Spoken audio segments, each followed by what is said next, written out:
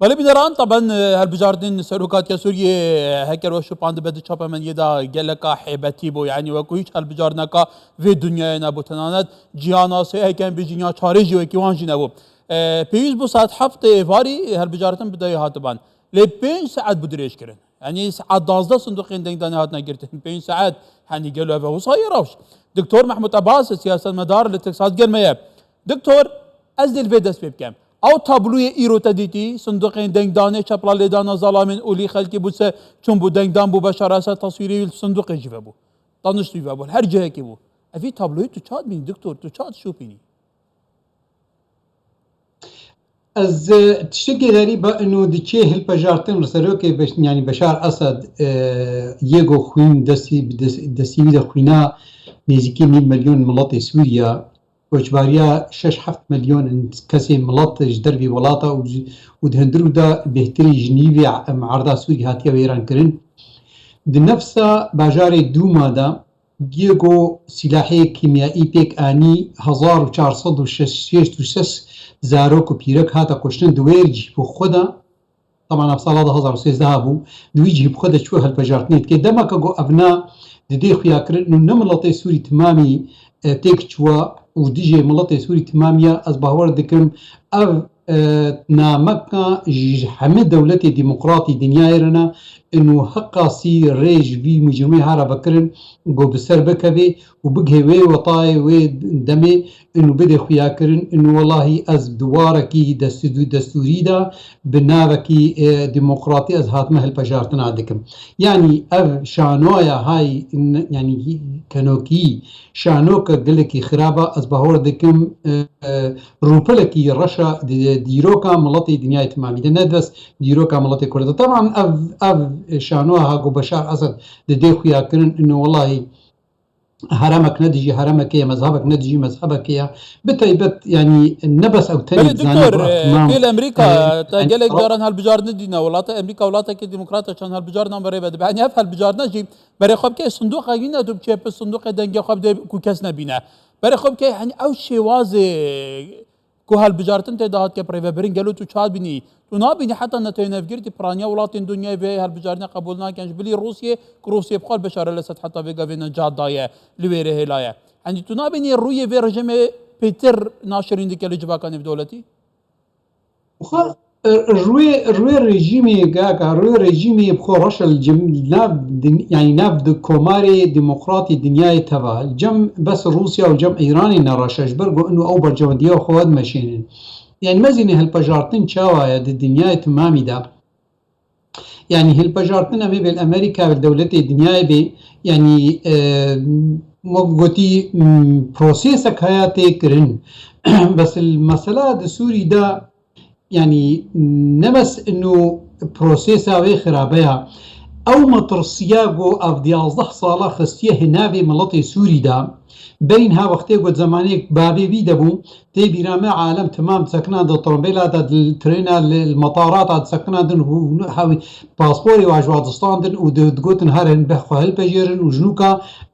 بچگو آدان ودهشن گو هرن ايرو نما محتاجة بشار اسد نما محتاجة گو سردستية دين سر ملط گو هرن هلبجيرن جبرگو انو مطرسيك خستيه نابي وادا او كشنا 9 مليون كس لبرچ عبي حكس كيا انو كي صبا يقو تبن سهاوي دغو نتشي البجارتنا نكي او مصيري واكسي گو هاتنا كشتن واكو جباره بتيبت ازنابيجم بشك هيا يعني وكو بعربي دجين نحم محبكجيا يعني افيغو دافازيه بشار اسد يقو بشترتيابي كرتن وافشريها بردوام كرن طبعا تشج ملطي يعني مذهبي علوي به چه او کسی کو دفع استبی کو پیشگرتیایی کن ابنا راست پیشگرتیایی بکنه به لپجارتن لکا نسبه وانا بالنسبه ملطي سوري رشقاسه بل دكتور بشار الاسد بتر منو تجي بزانه چه بسره گری سوريات که نيفيا گری سوري در بدر بويا عمود فقر يا اقتصاد سوريا الحلبة بيجري الدفرندن هرم ويران بويا سر عرض تاخذ بويا او شي دزانه او بحثا دبيجه گلی سوريا که دخنده که دايه دمك دا او دزانه دنابا سوري دا هم عربين بون موناكو قوم كرد هنا كريستيان هنا تركمان هنا جليك دينا اب خوش زانه چب سريفان انا كاوتا فان خطابتي تو چاد بنيت مطاطيه دوباره گلو كل سر عدد شكو صانينا تایبەت سەر ئەردەش شتێکی ولەتونەیەکە کە ئەم ناتێژێکی ینی هەمە کەس دەزانێت چ وڵاتی سووریژی بێت چ وڵاتی دەربە بێت چی چاونێرێ سیاسەتمەداری گوت ناودەوڵەتا بنیە گولێت مەیزێنین بە تایبەت دەزانێت وڵاتی سووری ئیرۆگەهایە وارەکی پارچەبوونەکە ینی نەبەس پارچەبوونەکە ئۆلی کە تێ ناودا پارچەبوون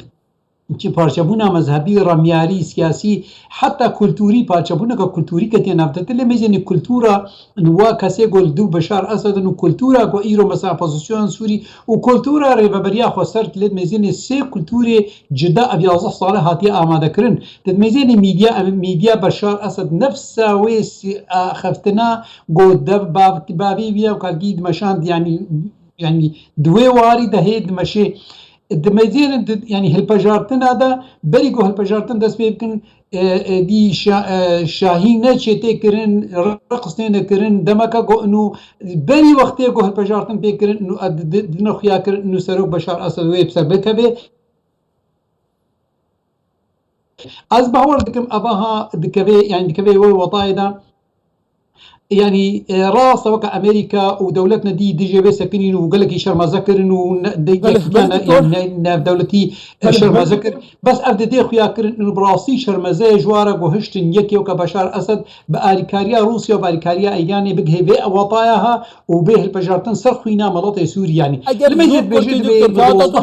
ئۆپۆزیسیۆنا سووری ژینەکاری و ئەوڵاتێن خۆ دەسەڵات ژینەکاری نەبەدی لە ئێستا چێکەن وڵاتێن عەرەبیشی دخوازن دیگە لەسەر عیلاقاتە چێ بکەن کاتە تو نابینیت سووریێ بەدیلی ئەسەد هەر ئەسەدە نینە کەسیدی ئەکێک گەلێ بکورتی دکتۆر دابش خۆ مەسەل پرۆبلێم تمام ینی پرۆبلێم تمام دەڤردەیە یعنی ئەس گەلێک جارا مگوتیە یە گۆ بەشار ئەسەد سەر کورسی هیشتیە نە رووسیا و ئەیرانە بقدر گۆ ئاڤا پۆزیسیۆنا سووریە یا گۆ هشت گۆش هەفتێ وڵاتی دنیای گوتن دگۆم هەڤالێ مەڵەتی سووری نەپێکگرتیا مەڵەتی سووری کردن ئیرۆ وڵاتێکی تەنێنینە ترکیە مایە ئەوژ ترکیە بەرژەوەندیا خۆت مەزێنێ دەمەکە گۆیە گۆ سوجلیە هەری سەرەکە دهێچیە گۆ بەشار ئەسەد حتا وێکی دیکە بمێنێ ئەپۆزیسیۆنا سووریە و ئەپۆزیسیۆنا تەکفیریە یان یە گۆ وەختێ گۆ هەکە دەمەکە بەشار ئەسەد دەمامە هەندەما بوو دکتۆر تەبەم دەستیریاتە بابەتە سووری گەلێک بابەتێکی مەتاتیە بەردەوام ئەمێ سەر باوی جارەکە دنجی دەمامە هەدما بووی زۆر بەرێسە دکتۆر محمود عەباس سیاسەتمەدار لە تەکساس ببۆرە دکتۆر گەلێ سوپاس من خێر خۆشیە دەکەم